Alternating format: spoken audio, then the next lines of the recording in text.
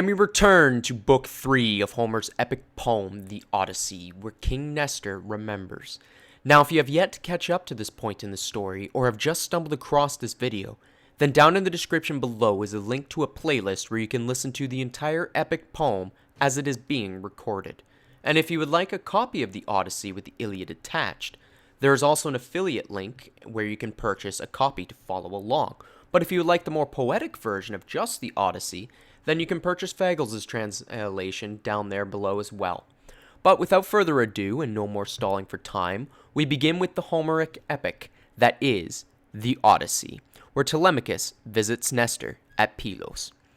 So Book 3 is a really short one, measuring out to a total of 11 pages inside of Butler's translations, and 16 pages in Fagles' translations. Now, Fagles' translations are about half the pages used inside of their book, so it seems like it's more, but it's actually significantly shorter.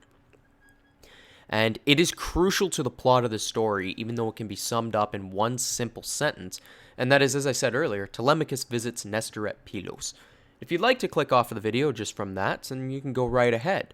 But I do recommend you stick around and listen, considering there's a little bit more to this book that is kind of necessary to understand and know going forward, and even for Greek mythology in general.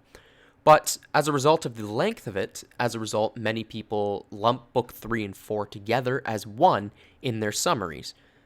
But in Book 3, Telemachus and the silver-eyed goddess Pallas Athena, disguised as Nestor, arrive in Pilos and witness a sacrifice of bulls to the green-haired god of the sea, Poseidon. Now, if you're reading from Fagles' translation, he uses a more modern translation for the poem, and as a result calls him the blue-haired god of the sea. And as far as I am aware, in the original poem, the word blue does not appear once, as the ancient Greeks did not actually have a word for the word blue, and instead used green to describe it instead. This is why Pallas Athena is described as having silvery eyes rather than blue ones. If this is false, and Fagles is more correct, then please would you mind letting me know in the comments below, because I'm actually genuinely curious if I am wrong on this, but from my research, this is what I have found.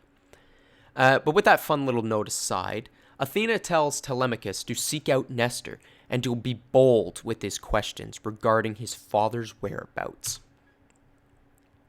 And it is here, speaking with Nestor, that Telemachus learns from this exchange and the sacrifice the importance of appeasing the gods.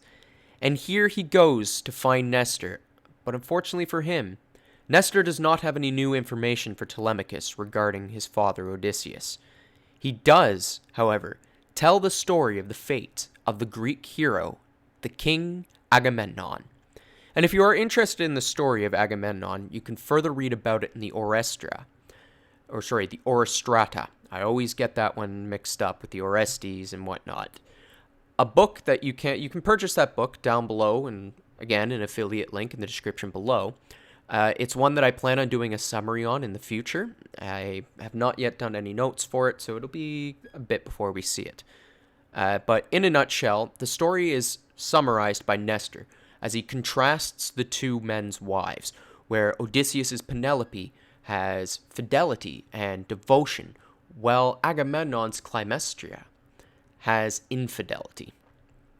And Nestor then gives the customary hospitality to Telemachus, and even goes as far as to offer him a chariot with his son Peistratius, to bring him to Sparta to meet King Menelaus, a man who may have more information on his father. He also advises that when Telemachus should go and see Menelaus, he should also speak with his wife, Helen of Sparta. Pallas Athena then refuses the offer to stay for a feast, and transforms herself into an eagle before departing. This is because it's not seen as right for a deathless god to eat underneath a mortal man's home. And Nestor, being as sharp and quick-witted as ever, quickly recognizes that this is none other than the silver-eyed goddess Pallas Athena, and grabs Telemachus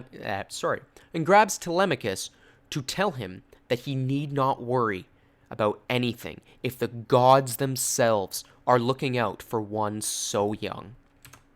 And with that, The book ends with Nestor ordering a feast and sacrifices to be held out in Athena's honor. And if you are enjoying these books and the breakdowns of the Odyssey, then please don't hesitate to like, subscribe, and leave a comment on what I can do to improve these videos down the road. And I look forward to seeing everyone next time. So take care, everyone.